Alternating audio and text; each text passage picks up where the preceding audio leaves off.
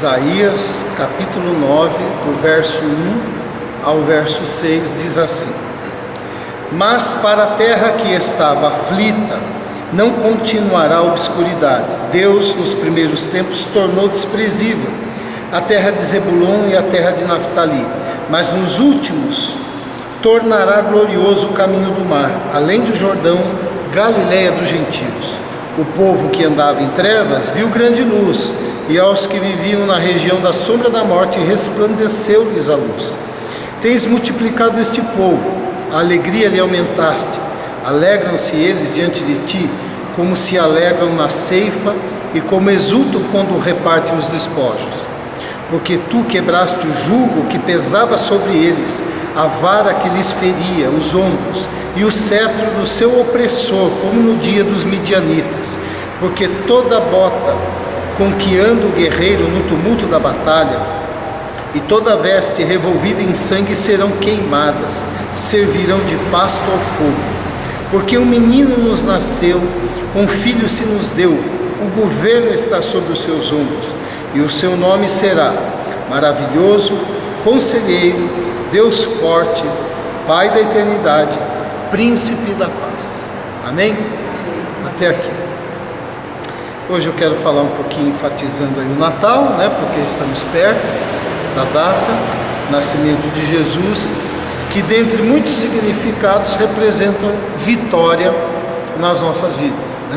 Jesus veio para nos libertar, para nos reconciliar com o Pai, para nos abençoar, e todo aquele que deposita a sua fé nele é alcançado por essa vitória. E essa vitória foi profetizada, foi anunciada pelo Pai, essa promessa de vitória.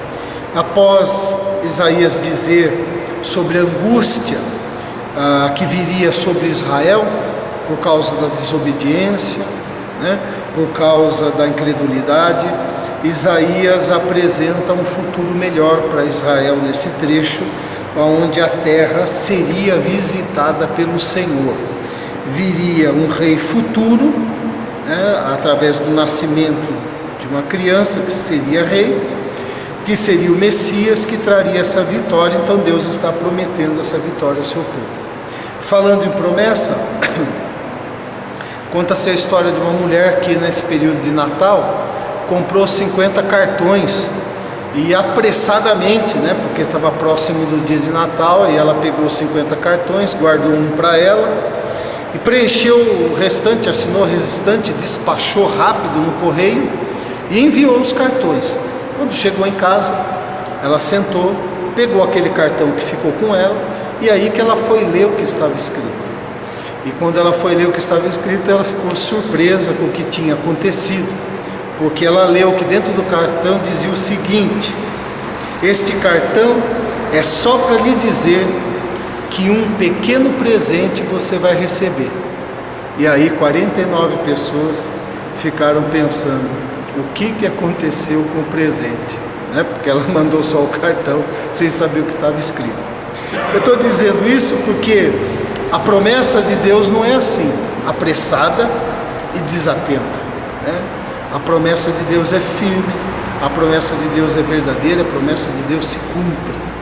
E a promessa de vitória se cumpre também porque está associada ao caráter daquele que prometeu, que é o Senhor. E a pergunta é, o que Deus promete com a vinda de Jesus? O que nesse texto aqui podemos enxergar como vitória para nós, uma vez que está anunciando o nascimento do Messias, o nascimento de Jesus? E no versículo 1, Deus está anunciando a vitória da glória sobre a aflição. Mas para a terra que estava aflita, não continuará a obscuridade.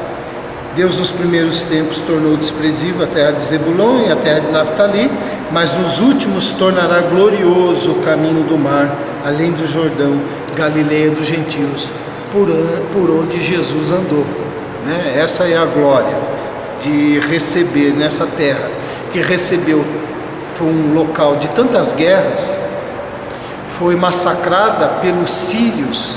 Depois, no tempo de Isaías, eram os assírios tinham tomado e levado cativo, essa terra que brigou bastante, lutou bastante e foi um local de batalha, nos últimos tempos Deus andaria por ela, e foi por onde Jesus andou, e Jesus também realizou muitos milagres. E a gente sabe que Jesus andando ali, Jesus curou a aflição de muitos, né? Aflição mental, aflição emocional, aflição espiritual, todos os questionamentos que apresentaram Jesus, e assim é a presença de Jesus na nossa vida, né? É a presença de Jesus que produz glória na nossa vida. E a nossa glória produzida por Jesus não significa não passar pelas dificuldades, coisas que todos nós já sabemos, né?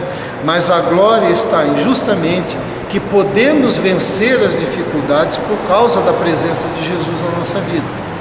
Esse Jesus, ele vai nos orientar, Jesus vai intervir muitas vezes de uma maneira miraculosa, mas do contrário também Jesus nos dará força se aquilo que está nos afligindo não for tirado.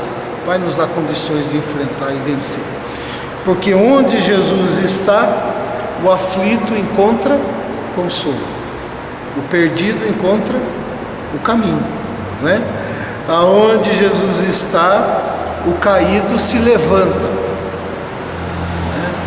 E ele exalta aquele que conserva um coração humilde. Então, a vitória da glória sobre a aflição com a vinda de Jesus, né? Isso na nossa vida também. No verso 2 anuncia uma outra vitória, a vitória da luz sobre as trevas. Diz assim o verso 2: o povo que andava em trevas viu grande luz, e aos que viviam na região da sombra da morte resplandeceu-lhes a luz. Jesus vem para tirar as nossas trevas, né? Além da questão da nossa condição espiritual, estarmos em inimizade com Deus, e isso é modificado por aquilo que Jesus fez na cruz, é bem verdade que o Senhor também tira as nossas trevas, tira a nossa ignorância a respeito da vida, porque na medida em que a gente vai aprendendo aquilo que Jesus ensinou, a gente vai compreendendo mais a vida, a gente vai aprendendo a lidar mais com a vida, a gente vai aprendendo a se entender, vai aprendendo a entender o outro, né? E as coisas vão melhorando, e a gente vai aprendendo a enxergar como Deus enxerga. O homem enxerga de um jeito, Deus enxerga de outro, e nós vamos aprendendo com Jesus a enxergar como Deus enxerga. Aí está aí as nossas trevas e a luz vindo sobre o nosso olhar, né? Jesus vem para tirar as trevas do engano, da malícia, né? Da mentira, da autossuficiência, né? Das misérias que alcançam a nossa vida. Como luz, Jesus é a presença do bem na nossa vida. Não há nada que Jesus faça ou ensine que não esteja relacionado ao bem, né? Então a presença de Jesus é a presença do bem na nossa vida e nos ajuda a receber energia para viver, força para viver. A outra vitória que é anunciada aí está no verso 3.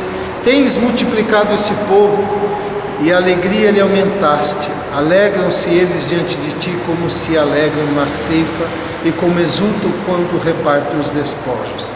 É a vitória da alegria sobre a tristeza, né? Diz aqui que Deus multiplicou a alegria daquele povo. A notícia do nascimento de Jesus dado pelos anjos, os anjos disseram o seguinte: eis que vos trago boas novas de grande alegria. A vinda de Jesus foi a presença da alegria. E a alegria da presença é de nós sabermos que Deus está presente na nossa vida. Não significa alegria na circunstância de dor, porque ninguém vai dar risada, sorrir no momento que está doendo. A gente chora, a gente sente a dor, mas a alegria de, apesar do choro, a alegria de saber que Deus está presente com a gente naquele momento, e que uma vez que Deus está presente, a gente vai ter um norte, uma orientação, um escape, alguma coisa vai acontecer que vai nos ajudar no momento de tristeza. Essa é a nossa alegria, né? É a alegria de saber que Deus está junto, e esta consciência da presença de Deus, a tristeza não pode tirar. A gente chora, mas ela não tira a consciência de que Deus está junto da gente, né? E é isso que é importante. Além disso, essa alegria do Senhor no nosso coração também produz esperança, uma esperança certa dentro de nós, de que o luto, de que o choro, de que a morte, de que a aflição, de que a tribulação, de que os enganos, as injustiças, os erros têm os seus dias contados, né? Um dia tudo isso vai parar, né? Está anunciado na palavra. Na vinda do Senhor Jesus, a segunda vinda, essas coisas vão parar, porque a justiça de Deus será estabelecida na sua plenitude. Então nós também contamos com essa alegria. O verso 4 traz a vitória da libertação sobre a opressão. Porque tu quebraste o jugo que pesava sobre eles, a vara que lhes feria os ombros, o cetro do seu opressor, como no dia dos midianitas. Aqui no texto, a opressão era dos inimigos mesmo da batalha, né? Que massacravam, que roubavam as suas colheitas, que invadiam, que atormentavam. Como eu disse aqui, no tempo, os assírios. E ele faz menção do passado, os midianitas. Então os assírios midianitas tomam a figura de tudo aquilo que nos atormenta, nos oprime, oprime a nossa alma. E Jesus liberta as pessoas da opressão. Jesus fez isso. A presença de Jesus na nossa vida, os ensinos que a gente vai aprendendo, os chamados de autoexame, os arrependimentos, as transformações, o fortalecimento através das promessas, tudo isso vai nos libertando das opressões que a gente sente. E há opressões que se estabelecem no nosso coração por causa do sofrimento. Então é alguém que está constantemente oprimido por algo que lhe aconteceu na infância, ou a maneira como ele foi criado, educado, trouxe traços na personalidade dele que hoje influenciam na sua vida. Então ele se tornou muitas vezes uma pessoa perfeccionista, uma pessoa que tenta comprar a atenção dos outros, e isso oprime a sua alma. Mas à medida em que ele vai aprendendo os valores de Deus e Jesus presente na vida dele, esses valores vão sendo trocados e ele vai sentindo de forma diferente, agindo de forma diferente e vai sendo liberto. Então a libertação tem muitas coisas, desde a libertação de um espírito ruim, desde a libertação de uma opressão do mal, desde a libertação de sentimentos, de coisas na nossa psique, na nossa história de vida que Jesus liberta, né? Em Atos vai ser dito o seguinte: como Deus ungiu a Jesus de Nazaré com o Espírito Santo e poder, no qual andou por toda parte, fazendo bem e curando a todos os oprimidos do diabo, porque Deus era com ele. Não tenha dúvida que o inimigo das nossas almas intensifica as opressões que a gente sente, né? Então o Senhor nos livre. E por fim, no verso 6, a vitória do Natal trazida pelo nascimento de Jesus, porque aí é o anúncio: um menino nos nasceu, um filho se nos deu, o governo está sobre os seus ombros, e o seu nome será maravilhoso, conselheiro, Deus forte, Pai da eternidade, príncipe da paz. Então Isaías relata essa promessa, descreve esse futuro governante com alguns títulos, né, com algumas características, falando que esse menino seria o libertador, falando que esse menino foi nos dado, um presente de Deus. E ele diz assim: o governo está sobre os seus ombros, ou seja, ele vem vestido de poder para governar as nossas vidas e governar tudo aquilo que ele quiser, fazendo abrir, fechar, promover, fazendo cessar, enfim, o poder está sobre ele dessas coisas. Disse ainda que é maravilhoso, ou seja, ele transcende muito a qualquer compreensão nossa. Algo maravilhoso é algo que a gente não consegue descrever, é algo que transcende o nosso pensar e as nossas palavras, e a gente diz, é maravilhoso, né?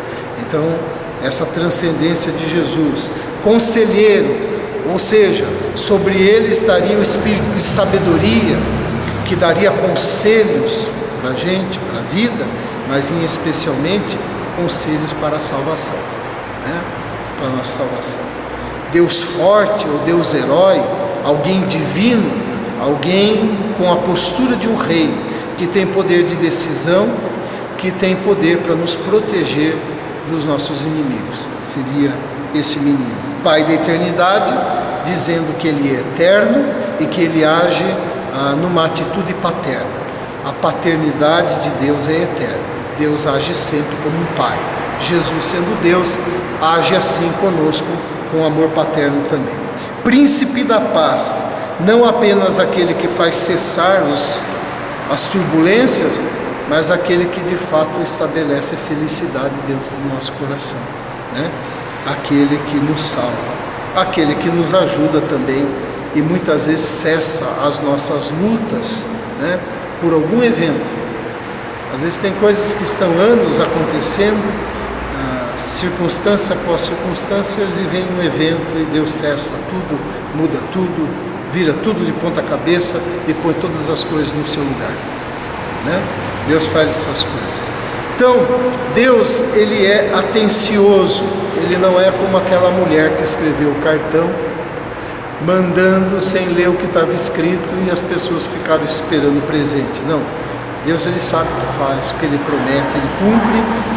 Por isso a gente pode confiar plenamente na sua palavra, pode abrir o coração para ele, pode entregar a nossa vida nas mãos dele com toda tranquilidade, porque Deus, ele cumpre o que ele fala, ele não é apressado. O reino de Jesus está presente no coração de todo aquele que crê nele, se submete nele, né? E a nossa palavra é que esse Jesus então esteja nascendo de uma forma definitiva, mas por assim dizer, nascendo todos os dias no nosso coração.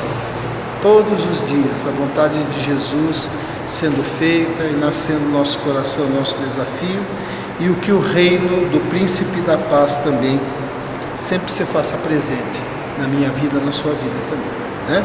Nós vamos orar. Antes de orar, quero aproveitar e agradecer, né, a presença daqueles que nos assistem sempre, passaram esse ano acompanhando as nossas mensagens gravadas pela Raquel, pelo João, que a gente agradece, mas a nossa igreja, a Primeira Igreja Batista, nós desejamos um Feliz Natal para todos vocês que nos acompanham, que Deus abençoe a casa de vocês, dê sabedoria, proteja vocês e que Jesus esteja não apenas nascendo, mas crescendo na nossa vida todos os dias. Vamos orar. Pai querido, eu te louvo, eu te adoro, te agradeço por Jesus Cristo, o meu Senhor, o Salvador da humanidade. Obrigado, Senhor, porque esse Jesus, ele é vivo e presente na nossa vida. Está e estará conosco até a consumação dos séculos. Em nome dele nós falamos com Deus. Em nome dele somos ouvidos nos céus. O perdão dele está sobre a nossa vida. E é a graça do Senhor Jesus que nos sustenta. Então nós te louvamos e agradecemos. Em especial porque Jesus, que já existia na glória contigo, ó Pai, um dia nasceu entre os homens. O Deus conosco, Emanuel, se tornou homem, sofreu tudo que o ser humano sofre, sabe o que é padecer, por isso entende as nossas aflições. Obrigado porque este Jesus nos compreende, sabe que nós somos pó e pela graça nos ama, nos sustenta e opera na nossa vida. Obrigado, Senhor, pela vinda de Jesus. Obrigado por esta data simbólica na qual nosso coração olha para o céu e agradece a vinda do nosso Salvador. Realmente é uma boa nova de grande alegria. Muito obrigado, Senhor, nós te louvamos em nome de Jesus. Amém. Amém. Deus abençoe.